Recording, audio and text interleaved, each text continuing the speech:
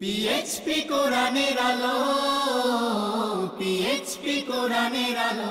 প্রথম প্রতিযোগী হিসেবে মঞ্চে আসছে ব্রাহ্মণবাড়িয়ার হাফেজ রেজাউল করিম। পিএইচপি কোরআনের আলো। আসসালামু আলাইকুম ওয়া রাহমাতুল্লাহি ওয়া বারাকাতুহু। ওয়া আলাইকুম আসসালাম ওয়া রাহমাতুল্লাহি ওয়া বারাকাতুহু। রেজাউল, আমি একটি প্রশ্ন করব যে একটি আয়াত কতবার আছে, আয়াতটি সম্পর্কে আমি তোমাকে জিজ্ঞেস করব, তারপর তুমি পড়বা। আফালাম ইয়াসিরু কত জায়গায় আছে? 4 জায়গায়। সবগুলো কি আয়াতের শুরু? জি না, কয়টি? আয়াতের মধ্যে একটা আছে। আয়াতের মাঝখানে যেটা, সেই আয়াতের শুরু থেকে পড়ো। আউযু বিল্লাহি মিনাশ শাইতানির রাজীম। বিসমিল্লাহির রহমানির রহিম।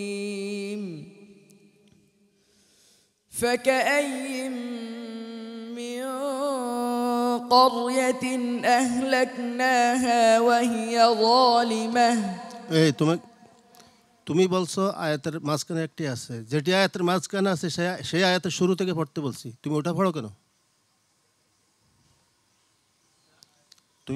তুমি তো বলছো যে একটা আয়াতের মাঝখানে, তো যেটি আয়াতের মাঝখান থেকে শুরু হয়েছে আফালাম ইয়াসির, ওই আয়াতের শুরু থেকে পড়তে বলছি।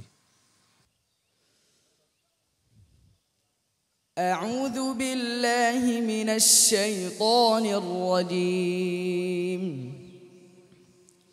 ওয়ালাকাদ ইস্তুহজিআ ওয়ামা আরসালনা মিন ক্বাবলিকা وما أرسلنا من قبلك إلا رجالا نوحي إليهم من أهل القرى أفلم يسيروا في الأرض فينظروا كيف كان عاقبة الذين من قبلهم ولدار الآخرة خير للذين اتقوا أفلا تعقلون হাসবুক। صدق الله العظيم। মাশাআল্লাহ। রেজাউল করিমের পারফরমেন্স সম্পর্কে ওস্তাদজির কাছ থেকে জেনে আসি। রেজাউলকে আমি যে প্রশ্নটি করেছি সেই প্রশ্নের উত্তর সে বলছে সঠিকভাবে, কিন্তু সে পরিবেশন করছে উল্টা। সম্মানিত বিচারক হাফেজ মাওলানা আবু ইউসুফ, আমাদের একটা হলো, যারা বাদ হয়ে গেল বিগত পর্বে, তাদেরকে তুলে এনে দ্বিতীয়বার একটু সুযোগ করে দিয়ে যাতে করে তারা ভালো করতে পারে। তা আমার মনে হয় সেখানেও রেজাউল করিম ব্যর্থ।